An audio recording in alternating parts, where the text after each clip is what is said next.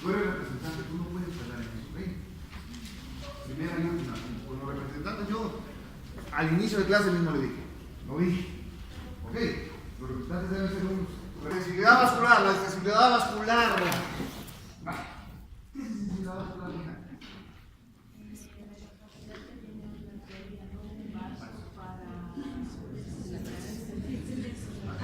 Sí, en tus términos es eso realmente. Yo ya les dije en alguna clase la comparación. Imaginemos cuando jugamos con las bombas, ¿no? Ahora ya no se juega con las bombas, con mis viejos se tiran bien. Entonces había las bombas, ¿no? Había unas que se llamaban azaruma, ¿no? La azaruma era como si tú inflara cemento, ¿no? Durísima, ¿no? Usted le ponía ahí en la llave, el agua no inflaba la azaruma porque era muy rígida, muy dura. ¿Sí? Pero de repente había otro pana con las globo, ¿no? Las bombas globo. Le metía las globo y de una cinta. De una hacía cinta. Porque tenía una mejor sensibilidad.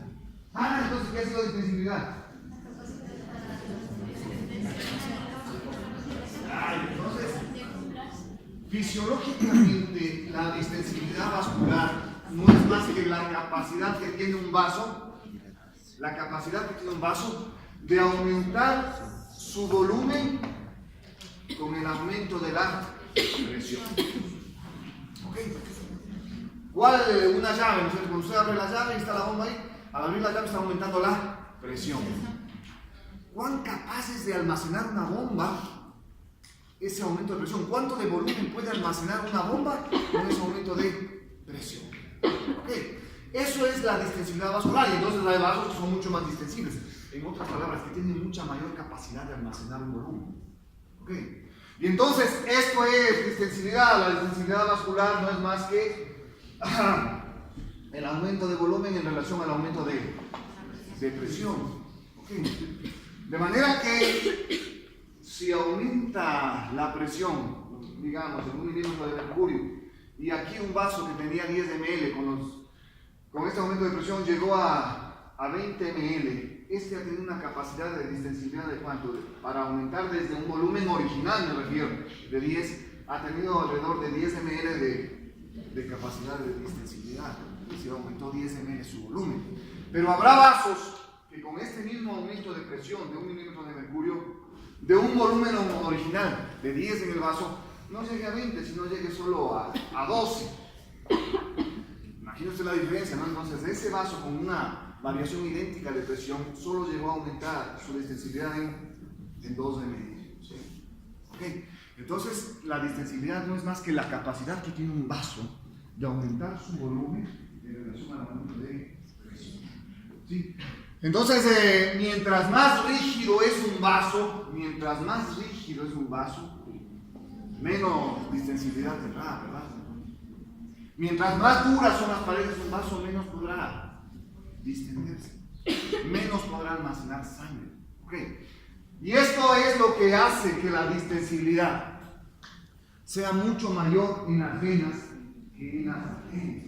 ¿Por qué? Porque las arterias son o tienen paredes extremadamente gruesas, con mucho músculo, ¿no es cierto? Paredes fuertes. Y entonces la arteria, al tener una pared fuerte, la variación de presión hace que no aumente en gran cantidad el volumen. A diferencia de las venas, en donde la pared es mucho más delgada y los aumentos de presión hacen que almacene mucho más volumen. Se dice que la distensibilidad venosa es 8 veces mayor que la distensibilidad arterial en un vaso del mismo tamaño. Ok, entonces, en otras palabras, la vena del mismo tamaño a una arteria puede almacenar 8 veces más volumen que lo que lo hace la arteria, que es una distensibilidad elevadísima, ¿no? Ok, y esta es la razón, y esta distensibilidad es la razón por la cual a las venas se le conoce como el reservorio grande de sangre, porque en las venas pueden estar almacenados grandes volúmenes de sangre mientras el cuerpo y los tejidos no lo necesitan. Es decir, esta es la razón por la cual en el sistema venoso tenemos ¿Qué porcentaje de sangre? 64%. El 64% de toda la sangre de nuestro cuerpo, ¿sí? Entonces, mire usted cómo es importante reconocer esta función de distensibilidad. Ok, esto es distensibilidad. Aumento de volumen en relación al aumento de presión que tenemos en un vaso. Muy bien. Pero fisiológicamente, pues no nos interesa mucho analizar vaso por vaso. Eso en la práctica es muy complicado y muy poco útil, sobre todo. De nada nos sirve analizar la distensibilidad de un vaso aislado. No se puede decir, bueno, aumentamos, yo qué sé, 2 milímetros de presión, ¿cuánto se llenó en extra su volumen original? ¿Cuánto de distensibilidad tiene?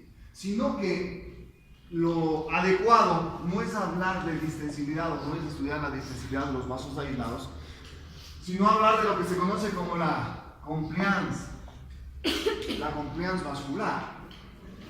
¿Qué es la compliance vascular? La compliance vascular no es más que el aumento de volumen hacia un grupo de vasos que conforman un tejido en relación al aumento de presión. Okay. En otras palabras, cuando hablamos de compliance, estamos hablando ya de un tejido, cuánto puede aumentar su volumen en relación al aumento de presión. Ok, entonces, esto sí es útil, ¿no? El saber compliance, es decir, aumentó un milímetro de recurso de presión, ¿cuánto aumentó el flujo hacia ese tejido? ¿Cuánto aumentó el volumen? Eso es la compliance. En otras palabras, mientras hablamos de distensibilidad, estamos hablando de un vaso aislado. Y cuando hablamos de compliance, estamos hablando de qué? De un grupo de vasos que están conformando un tejido. El concepto se mantiene, el concepto es el mismo, es decir, ¿cuánto varía de volumen en relación al aumento de presión?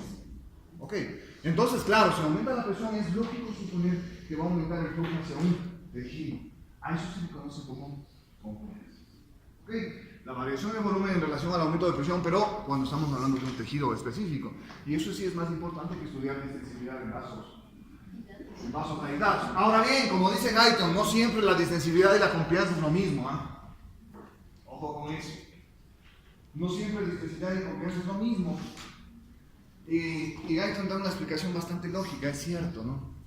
No porque un vaso tenga gran distensibilidad, al final de cuentas nos va a dar una gran compliance. O sea, es decir, un vaso puede ser o tener una gran distensibilidad, pero al final de cuentas puede no tener una gran compliance. ¿Por qué? Porque la compliance mide el número de vasos, especialmente que hay en un tejido. ¿Sí? Y en algunos tejidos no tenemos gran cantidad de vasos. ¿Okay? Tejido adiposo, por ejemplo. Los vasos del tejido adiposo pueden tener una buena distensibilidad, pero jamás vamos a tener una gran compliance. ¿Por qué? Porque el tejido adiposo es poco irrigado, es decir, hay pocos vasos. Por lo tanto, a pesar de tener buena distensibilidad, tenemos una baja compliance. Por eso es que Guyton dice que no siempre distensibilidad y compliance son. Ok, pero es importante que usted reconozca lo que es distensibilidad y compliance, ¿no? La distensibilidad, la capacidad de aumentar el volumen de un vaso en relación a la variación de presión, y la compliance, la capacidad de aumentar el flujo sanguíneo, el volumen sanguíneo hacia un tejido con variación de presión. ¿Ok? Muy bien. Y esta distensibilidad de los sistemas arteriales y venosos hacen que nosotros podamos hacer una curva de volumen-presión, ¿no? Para analizar justamente las diferencias que hay entre los sistemas arteriales y venosos. Y entonces Guyton hace un bonito gráfico de presión. Aquí estamos 20, 40, aquí estamos alrededor de 80, aquí estamos en 100 milímetros de mercurio, alrededor de 120 acá. Y acá estamos hablando de volumen, ¿no? Una curva de volumen-presión. Y aquí estamos hablando alrededor de 500, aquí estamos hablando alrededor de 700, aquí estamos hablando alrededor de 2000, aquí estamos hablando de 2500 y aquí hablamos de alrededor de 3500. Ok, y de repente hacemos la curva de volumen-presión del sistema arterial, ¿no es cierto? Y entonces cuando estamos acá, alrededor de los 700, nosotros tenemos una presión de 100. Pero ¿qué pasa si el volumen en los circuitos arteriales, en general en todas las arterias nosotros tenemos alrededor de 700 milímetros de 700 ml, de 700 ml de volumen. Con esos 700 ml nosotros tenemos alrededor de una presión media de 100 milímetros de mercurio. Pero si nosotros sufrimos un shock, un corte arterial, y mire, ojo lo que le digo, y el volumen desciende solo de 700 a 500, la presión casi cae a cero. ¿Ok? La presión casi cae a cero. Mire la diferencia con nuestras venas, ¿no?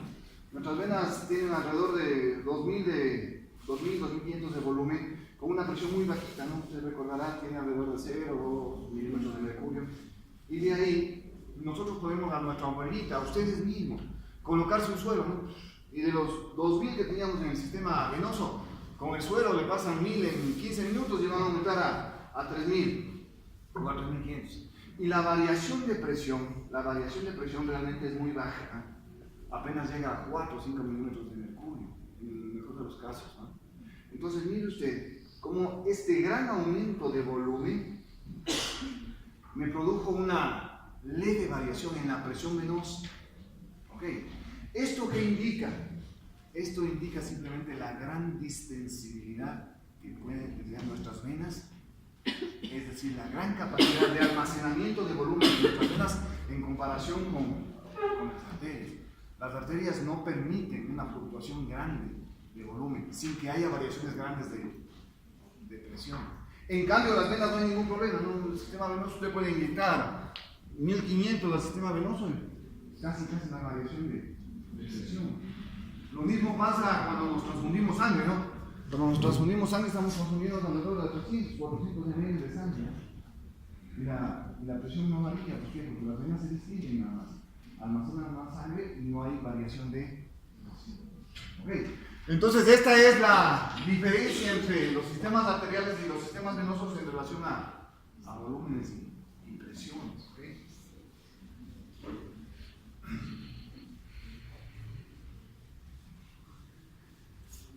Ahora bien, hablando de estos sistemas arteriales y venosos, es importante también que usted recuerde la curva de presión aórtica, ¿no es cierto? Toma, mi hija, dibuja la curva de presión aórtica.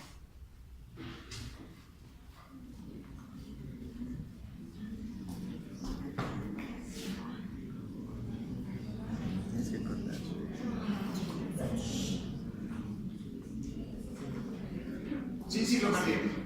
Solo la curva de presión aórtica. Ahora primero quieren hacer ciclo cardíaco. Son las cosas de la curva de presión aórtica, no mueren. Usted recordará, ¿no?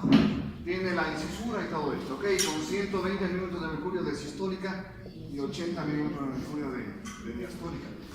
Esa es la curva de presión aórtica. Usted ya vio en los gráficos que analizamos en la clase pasada cómo esta curva de presión va disminuyendo conforme avanza a segmentos más distales de la circulación. ¿Okay? Pero en esencia, en casi todo el árbol circulatorio se mantiene esta curva de presión, porque es la curva de presión aórtica, la curva de presión arterial en esencia. Ahora bien, esta curva de presión arterial tiene, como ustedes pueden ver, una presión sistólica y una presión diastólica. Fisiológicamente, a la diferencia que existe entre la presión sistólica y la presión diastólica, a esa diferencia se le conoce como la presión de pulso. Esa es la presión de pulso. Es decir, la presión de pulso no es más que la diferencia de la sistólica y la diastólica del árbol arterial. En este ejemplo, ¿cuánto sería la presión de pulso, mija? ¿Ah? Ok, entonces aquí sería la presión de pulso de 40. Ok, eso es presión de pulso. Ningún lío en eso. Ahora bien, ¿de qué depende la presión de pulso? También depende de la diferencia de presiones tanto de la sistólica. Es lógico, ¿no? Es lo que hemos dicho. ¿De qué depende que tú tengas una presión de pulso determinada? Estamos hablando solo de presión de pulso, ¿eh? La presión de pulso depende realmente de dos cosas. ¿Cuáles son? Perfecto. El uno dependerá del volumen sistólico esencialmente, es decir, estamos hablando de arteria, de la arteria aorta, de las arterias, ¿no es cierto? ¿De qué depende que yo tenga 120? De cuánto saco de volumen sistólico desde mi ventrículo hacia la aorta. Entonces dependerá, la presión de pulso siempre depende del volumen sistólico, de gasto sistólico, como lo llama Gaito. ¿Y el otro determinante cuál es? ¿Ah? No. Por supuesto, dependerá de la resistencia, es decir, de la distensibilidad vascular. ¿Ok? Es decir, que la presión de pulso depende de cuánto sale de sangre y de qué adaptabilidad tienen los vasos sanguíneos para esa llegada de sangre. ¿Ok? A ver, quiero que me entiendan esto. Mi corazón, al contraerse, expulsa un volumen hacia la aorta, que es el volumen sistólico. Ese volumen me va a dar una presión, que es la presión sistólica, ¿verdad? Okay. Pero la presión de pulso no solo depende de ese volumen que sale hacia la aorta, sino también depende de cuán rígida es la aorta o cuánta distensidad me permite tener. Mientras más rígida es la aorta, mayor será la presión. Mientras más sanita es la aorta, pues más distensidad, menos será la presión. Por eso es que la presión de pulso depende del volumen sistólico, de cuánta sangre le está llegando y de cómo está la distensibilidad del vaso, del torrente circulatorio, del torrente arterial. Por lo tanto, la presión de pulso depende de volumen sistólico y distensibilidad vascular, en esencia. Y esta curva que ustedes ven de la presión arterial normal puede verse afectada, es decir, la presión del pulso puede verse afectada como lo estamos viendo ahora. Y en el texto hay varios gráficos de la presión de pulso alterada. Una de esas, por ejemplo, es la estenosis aórtica. En la estenosis aórtica hay una estrechez de la válvula aórtica. Si hay una estrechez de la válvula aórtica durante la sístole, ¿qué va a pasar con la sangre que llega a la aorta? No sale tanta volumen. Exacto. Por eso es que la presión sistólica en la estenosis aórtica es mucho más baja. ¿Ok? Y ya no tenemos 120-80 en la estenosis aórtica, sino tenemos a nivel arterial, me refiero, una presión mucho más bajita y apenas tenemos unos 100-80. ¿Qué pasó con la presión de pulso? Bajó. Dijimos yo. Ahora ya no tengo 40, ahora apenas tengo una presión de pulso de 20. Volvemos a lo mencionado hace un momento. Y entonces la presión de pulso depende del volumen sistólico. Varió el volumen sistólico, ¿verdad? Varió porque la estenosis, la estrechez aórtica hace que salga menos sangre del ventrículo hacia la aorta. Por lo tanto, la presión sistólica varió. Ya no es 120, es 100. ¿Ok? Y la diastólica sí se mantiene. Pero hay una variación en la presión de pulso. Algo que nos hace comprobar lo que les he mencionado hace un momento, que la presión de pulso depende del volumen sistólico y de la distensibilidad. ¿Okay? Y podemos tomar otro ejemplo, no solo la estenosis aórtica en relación a la presión de pulso. Podemos tomar la arteriosclerosis, ¿no es cierto? En donde las arterias se vuelven rígidas, ¿no? Duras, por los depósitos de colesterol que vamos a tener, de grasa. Entonces, en la arteriosclerosis la presión de pulso hace esto, ¿no? ¿Qué pasará con la presión sistólica? Arteriosclerosis.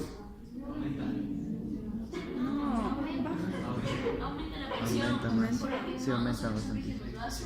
Y entonces, claro, la presión que era normalmente de 120, en la arteriosclerosis ya no está en 120, tenemos un vaso mucho más rígido, menos distensible. Okay. Por lo tanto, la presión en esos pacientes aumenta a 180 minutos de mercurio. Al viejito, usted le va a tomar la presión a la mayoría de viejitos y como las arterias están duras, pues ya no está en 120-80. ¿Le tomará usted en cuánto? en 180 y la diastólica sí puede mantenerse en 80. ¿Qué pasó con la presión de pulso? Aumentó, ¿verdad? Ahora tengo una presión de pulso de 100 milímetros de mercurio. Y volvemos a lo que les mencioné hace un momento. La presión de pulso, por lo tanto, depende de qué? De volumen sistólico, que en este ejemplo no está alterado, y depende también de la distensibilidad vascular, que en este ejemplo sí está alterado. Y entonces viene el corazón, ¿no? Y bombea su volumen sistólico hacia la aorta. Y la aorta, como es un vaso rígido, el vaso de los baños, ese volumen hace que la presión en el interior sea alta y llega a 180 milímetros de mercurio. Lo que se alteró en este ejemplo de la poliuclerosis en relación a la presión de pulso ya no es nada de distensibilidad vascular. ¿Ok? Los dos factores que están dándonos la presión de... ¿Ok? ¿Alguna duda hasta aquí? ¿Dudas en relación a esto de la presión del pulso? ¿Okay? Muy bien.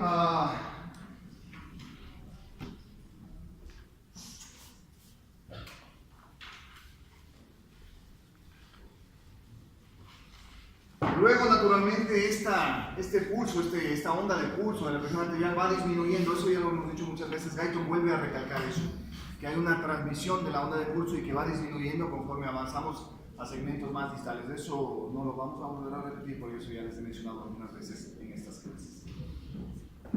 Lo que sí les voy a hablar es de esto que Guyton le da 3 renglones y que yo lo voy a ampliar un poquito más, ¿ok? Que es la presión arterial, ¿ok? Que es la presión arterial media. ¿Cómo obtengo presión arterial media?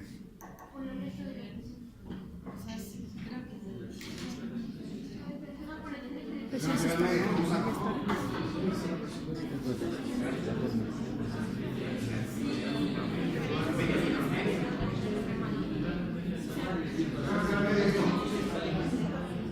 La diferencia de presión es la presión del pulso, nada tiene que ver con la presión arterial media. Vamos con los conceptos. La presión arterial media se le conoce fisiológicamente como la presión de perfusión tisular. La presión arterial media es la presión de perfusión tisular. Es decir, yo necesito una adecuada presión arterial media para tener flujo sanguíneo hacia los tejidos. Eso quiere decir presión de perfusión tisular. Ahí radica la importancia de conocer presión arterial media. Es decir, yo debo tener una presión arterial media adecuada para que exista flujo y presión en mis vasos sanguíneos tisulares. Okay. La presión arterial media, que es la presión de perfusión tisular, no es más que el resultado, la presión arterial media, de 2 diastólicas más 1 sistólica, esto dividido para 3. La presión arterial media de un paciente que tiene de presión 120/80, ¿cuál es? Perdón. 40. Sí, porque es la diferencia.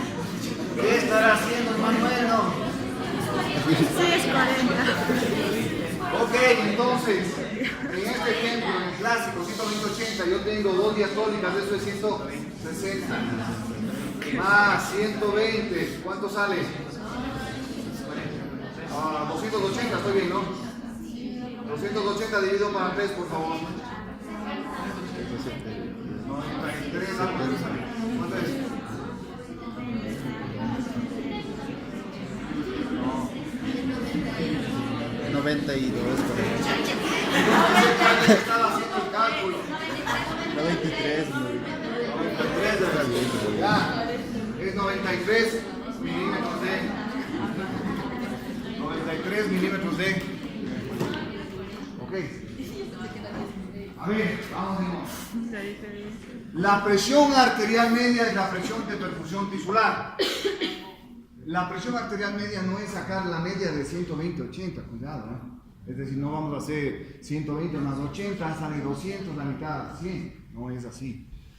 No es así porque fisiológicamente nuestro ciclo cardíaco no es así. ¿Sí? Recuerde usted que al hablar de ciclo cardíaco, ¿qué dura más? ¿La sístole o la diástole? Exacto, dura el doble de la sístole. En otras palabras, el que se llena el corazón demanda el doble del tiempo de que expulsa la sangre durante la contracción. Por eso es que fisiológicamente la presión arterial media en su fórmula toma como referencia 2 diastólicas más una sistólica, y eso lo dividimos para 3. Ok. Eso es lo primero. Lo segundo, como la diástole dura más, la presión arterial media siempre, fisiológicamente, siempre está más cercana a la presión diastólica que a la presión sistólica. Por ciclo cardíaco, pues porque yo sé que más dura la diástole. Y entonces, si ustedes ven, 93 está mucho más cercano a ¿qué? A 80 y a 120. ¿Ok? Mire usted cómo vamos llegando a ciertas conclusiones, ¿no? Y una presión arterial media de 93, es una buena presión. En anestesia vemos la presión arterial media y digo, bien manejadito, ¿no es cierto? Buena presión, ¿Y si está más buena percusión tisular. No puede estar más cerca de la sistólica, fisiológicamente no lo puede estar. Siempre va a salirte así, porque fisiológicamente nunca el ciclo cardíaco se va a alterar en sus tiempos. Ahora bien, esta es la presión de perfusión tisular. Quiere decir que con 90 o 93 milímetros de mercurio yo tengo una adecuada presión para mandar flujo sanguíneo hacia mis tejidos, y que mi cerebro trabaje bien, y que mi corazón tenga flujo sanguíneo adecuado, y que mi riñones tengan flujo sanguíneo para que filtre la orina. Pero de repente, yo tengo un paciente que se choca, ¿no? Es decir, un shock. Perdió sangre. El momento en que pierde sangre va a perder ¿qué? Y entonces ya no tengo 120-80, llega al hospital o llega al quirófano y dice, doctor, está chocado, hay que entrarle de una, está sangrando. Se pone un caos, ¿no? Entonces yo me acuerdo de conductancia y digo, residente, póngale un 14, ¿no? Como mi dedo. Y abrimos a chorro, ¿no? Ese volumen, conductancia, ¿no? Ley de la cuarta potencia. Un flujo aumentadísimo hacia el paciente, ¿no es cierto? Y de repente le digo, a ver, saque la presión arterial media a mi residente, ¿no? Saque la presión arterial media sin verla en el monitor, porque los monitores actuales nos dan ya la presión arterial media. Es decir, nos dan sistólica, diastólica y entre paréntesis la presión arterial media. No hay que ser así, pues, no hay que ser tan facilista, ¿no es cierto? Entonces hay que tapar la presión arterial media, saque la presión arterial media, ¿no es cierto? Y él, como no pasó por estas clases, no sabe que la presión arterial media es el resultado de qué.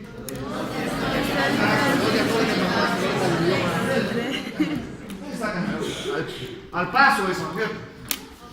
La cosa es que ese paciente tenía 70-30 de presión. ¿Cuál es la presión arterial media?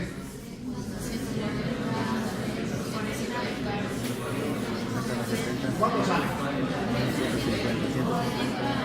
60. 50. ¿Cuánto? 60 más 70 dividido para 3.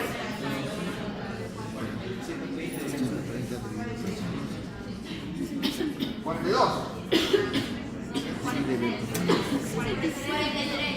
Ya, tiene 43 milímetros de mercurio de presión arterial media. Tiene 43. ¿Qué está pasando con ese paciente? Con una presión de 43 milímetros de mercurio, ¿qué está pasando con ese paciente? No hay buena perfusión. No hay buena perfusión tisular. ¿Hemos perdido qué? Sí, yo sé. Hemos perdido fisiológicamente qué función. La presión. El flujo sanguíneo hacia mis tejidos, la perfusión, que es flujo. Perfusión es flujo. La perfusión hacia el órgano. Ok. Y entonces, bien, ya saben los investigadores, los fisiólogos, que son una maravilla, una musa. Tantas cosas que nos han permitido avanzar en medicina. De repente ellos se comenzaron a investigar y dijeron, ¿cuánto yo necesito de presión arterial media para que haya perfusión tisular? ¿Cuánto es lo mínimo que yo necesito para que haya perfusión tisular? Y se dieron cuenta de que existe perfusión tisular siempre desde los 50 milímetros de mercurio de presión arterial media hacia arriba. ¿Ok? Es decir, que ese paciente que está chocado, si es que no corregimos rápido su presión arterial media, va a quedarse con insuficiencia renal, va a infartarse el corazón y va a tener daño neurológico. Porque no va a haber flujo sanguíneo renal, no va a haber flujo cardíaco, no va a haber flujo cerebral. Entonces, ¿están entendiendo el mensaje que les quiero mandar? El mensaje que les quiero mandar es que usted, en la rural, donde esté, debe recordar que debe tener una buena presión arterial media. Que siempre debe tratar de que la presión arterial media esté sobre 50. Para asegurarse que las funciones de sus órganos vitales puedan desarrollarse sin ningún problema. ¿Por qué? Porque va a tener flujo, va a tener sangre, va a tener nutrientes. Si usted no logra una presión de perfusión tisular, no va a lograr que sus tejidos trabajen adecuadamente. ¿Ok? Entonces, mire usted, yo necesito una presión arterial media, una presión de perfusión tisular mínimo de 50 milímetros de mercurio para que exista un buen flujo hacia mí. Si el paciente se choca y nos llega con 43, ¿cuáles serán las maniobras que ustedes tienen que hacer? Simplemente asegurarse de concentrarse. Volumen, reponer sangre, volumen. Para que esa presión vaya subiendo, para evitar un daño tisular permanente. ¿Okay? Esa es la idea en relación a presión arterial media. Ustedes reconozcan la importancia de conocer la presión arterial media como una presión de perfusión tisular, que es la que nos permite tener un buen flujo hacia los tejidos. ¿Ok? Usted, como dijo en eso de la arteriosclerosis, puede aumentar la presión sistólica y si sacamos la presión media también se va a ver. Sí, se va a ver alterado, va a ser mucho más rápido. Tiene un paso mucho más rígido. ¿Cuál es el riesgo de que, en cambio, no baje la presión arterial media, sino lo contrario, que se haga muy alta, ¿no es cierto? El hecho de que se haga muy alta, nosotros tenemos miedo cuando sube de 100 milímetros de mercurio la presión arterial media. Es decir, para que suba de 100 milímetros de mercurio la presión arterial media, debemos estar más o menos en una presión de, qué sé yo, 180, 100 tal vez. ¿Cierto? Entonces ahí, si hacemos los cálculos, nos va a salir de 380 para 13. Hay una presión arterial media de 120, uno ve cirugía suspendida. ¿Pero por qué me suspende la cirugía? Está con hipertensión, está con una presión muy alta, tiene una presión arterial media altísima. ¿Qué implica que tenga la presión arterial media muy alta? Implica que los vasos pequeños pueden romperse. En ese paciente morir con hemorragia durante toda la operación. ¿Qué es lo que tenemos que hacer? Suspender la cirugía para que el cardiólogo le dé suficientemente droga para que el vaso disminuya la presión. ¿Okay? El rango normal es lo que me estás preguntando, siempre debe ir entre 50 y 100. Ese es el rango normal. ¿Okay? Si es que baja de ese rango normal de presión arterial media, está en shock, no tiene perfusión tisular. Y si es que sube de esa presión, está en hipertensión grave. Quiere decir que hay un alto riesgo de que sufra un accidente cerebrovascular. Ok. Señores, esto es presión arterial media en relación a su efecto de presión de perfusión tisular. ¿Okay? No se olviden nuevamente, esto les van a tomar. Esto les toman en las pruebas del FES, igual que lo del mandopito, siempre meten presiones arteriales medias. Recuerden, siempre más cercana a la diastólica. Si quieren sacar 2 diastólicas más una sistólica para 3, se acabó, eso es otro cuento. Eso es presión arterial media. No lo olviden. Siempre la presión arterial media mucho más próxima a la diastólica que a la sistólica. ¿Por qué? Porque la diástole en el ciclo cardíaco dura más. Por lo tanto, nuestras presiones siempre están más próximas a las diastólicas que a las sistólicas. ¿Ok? Muy bien, en la parte final del capítulo habla de los sistemas venosos. Aquí hemos analizado solo el capítulo arterial, la parte arterial y la parte circulatoria. Pero en la parte final del capítulo habla de los sistemas venosos. Los sistemas venosos, como ustedes ya saben, tiene 2 grandes funciones del sistema venoso. La una es que nos permite el paso y el retorno de sangre desde los tejidos hacia el corazón. Es un circuito de retorno hacia el corazón. Y la segunda gran función de las venas es su función de reservorio de sangre. O sea, es un gran reservorio de sangre, esa gran extensividad permite tener gran cantidad de sangre en el sistema venoso. ¿Okay? Entonces, esas son las funciones esencialmente de los sistemas venosos. Ahora bien, es importante recalcar también lo siguiente cuando hablamos de sistemas venosos. En este momento, señorita, la presión, la presión de mis vasos sanguíneos en los pies es igual que la presión que yo tengo en las manos. ¿Sí o no? Ahorita. No, ¿por qué no? Tengo la misma presión en este momento en los pies que en las manos. Es una reflexión nada más. ¿Sí o no? La misma presión en los brazos que en las piernas en este momento. Ahora, como estoy yo. La misma presión, ¿sí o no? Sí, ¿no es cierto? ¿Por qué? Porque sale de, o sea, que sale el gasto cardíaco, como sale del corazón. Que no dice, mira, sí. ¿Y vos por qué dices que no? Porque, o sea, la presión de las manos no está en contra de la gravedad y va a ser de mayor presión en las piernas. Y en las manos no. A ver, en este momento, si toman presión de mis miembros superiores, la presión en mis miembros superiores es igual que la presión en los miembros inferiores, eso les pregunto.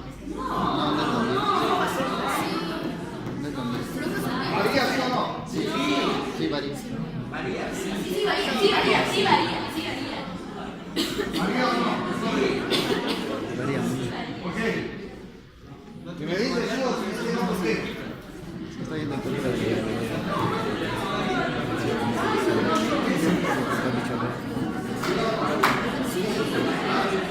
Sí varía. Dice que si te vas a la misma presión de las manos o los pies. No, Ok, va a variar, entonces sí. es lógico suponer, como ustedes, o la mayoría de ustedes dicen, que la mayor cantidad de sangre que sale del corazón tiende siempre a irse hacia por gravedad, porque la sangre tiene un peso y todos los pesos por la gravedad se irse hacia. Ese es el hecho de que si nosotros medimos las presiones, se dice que en los miembros inferiores, cuando una persona está de pie durante mucho tiempo, la presión en los miembros inferiores es de 100 milímetros de mercurio más en las partes altas del cuerpo.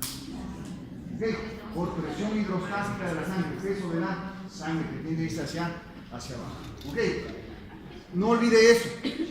Eso hace también que, por ejemplo, en sus pulmones, en este momento que ustedes están sentados, en sus pulmones, ¿dónde habrá más flujo? ¿En las bases o en las vértebras pulmonares? Exacto, en las bases. Y ya veremos eso en circulación pulmonar, casi toda la circulación se va hacia las bases. Lo mismo pasa en este momento cuando yo estoy de pie, toda la sangre se va hacia las piernas. Pero como necesitamos regresar la sangre de mis piernas hacia mi corazón, de repente comienza a actuar lo que se conoce como la bomba venosa. La bomba venosa no es más que una estructura que permite regresar la sangre desde el sistema venoso hacia el corazón. Y para eso tenemos esencialmente las válvulas venosas, que son unas válvulas que están en ese sentido, que siempre permiten el retroceso de sangre desde las partes bajas hacia el corazón, nunca del corazón hacia nada. Y entonces las válvulas se abren y el flujo va siempre hacia arriba. Pero para que la bomba venosa actúe, necesito contracción muscular. Es decir, se contrae el músculo, comprime la vena y el flujo se va hacia arriba. Y retorna de esa manera el flujo sanguíneo hacia mi corazón. Ok. Ahora bien, no crean que es de loco que yo camino por esta clase. No, estoy asegurándome de que haya contracción y de que haya retorno venoso. No crean que era de loco. Todo tiene una explicación fisiológica siempre. No, entonces, si yo me doy la vuelta es porque, mi pantorrilla se está contrayendo, ¿no es cierto? Ya hace esto, ¿no? Cada que yo camino hace esto. Y al contraerse, comprime la vena y la bomba venosa comienza a actuar, regresando la sangre hacia mi corazón. Pero, ¿qué sucede si un sujeto se queda mucho tiempo parado, sin contracción? Entonces, la presión llega a ser tan grande que las valvas comienzan a separarse. Y al separarse, permiten el retorno de sangre de la parte alta hacia la parte baja y aumenta más aún la presión. Eso se conoce como insuficiencia venosa. lo que comúnmente se conoce como varices, que es un daño de las valvas venosas, de la función de la bomba venosa. ¿Ok? Y entonces, claro, por eso es que las varices se les ve distendidas, ¿no? En el carrito las varices, unas venotas, ¿no? Le tocan la bolita, ¿la entiendes, no? Un canto que quedan clavados en una distensión de las venas por una insuficiencia en la función de la bomba venosa. Las válvulas se separan, aumenta la presión en las venas y por lo tanto se distiende y queda insuficiente ya el retorno venoso. Y la válvula se distiende, ¿no? Ahí hay dos riesgos. La una es que se estanque la sangre y forme trombos, que es lo más grave. Y la otra simplemente que quede insuficiente y puede hacerse úlceras porque puede lesionar la piel, ¿no? Hay algunas varices que tienden a lesionar, se distiende tanto que lesionan la piel. ¿Ok? Entonces hay que tratar eso, ¿no? Ahora es facilito, le meten un láser ahí, obstruyen con el láser, cierran la luz del vaso y la vena se obstruye totalmente. Ya no hay retorno por ahí, tienen que buscar otras accesorias y se acabó con la varices. ¿Ok? Dígame. Sí, causa dolor. Al final del día causa dolor. Porque la dilatación que tiene por la presión hace que salga líquido hacia el intersticio. Y al salir líquido hacia el intersticio, la pierna se hincha. El que tiene varices al final del día, con la pierna hinchada, nos llega la mamá o la tía del trabajo, chuta, se me hincharon las piernas. Ahorita, o tía, o sea, usted tiene varices, no hay que hacerse ver. ¿Listo? Entonces, ese es el riesgo del sistema venoso en sí. Pero esencialmente del sistema venoso que está a alta presión. Por eso nunca tenemos varices en los miembros superiores. Porque no tenemos alta presión. La presión alta se refleja siempre en miembros inferiores. ¿Ok? No olvide eso en relación a los sistemas venosos. ¿Ok? Señores, esa es la bomba venosa, su función, su operación. No olviden todo lo que hemos conversado el día de hoy. Eso es fisiología básica, eso es importante para su carrera. No se olviden la presión arterial, la función de las venas, no se olviden presión de pulso, no se olviden de flexibilidad, confianza. Ok, señores, nos vemos el día de mañana.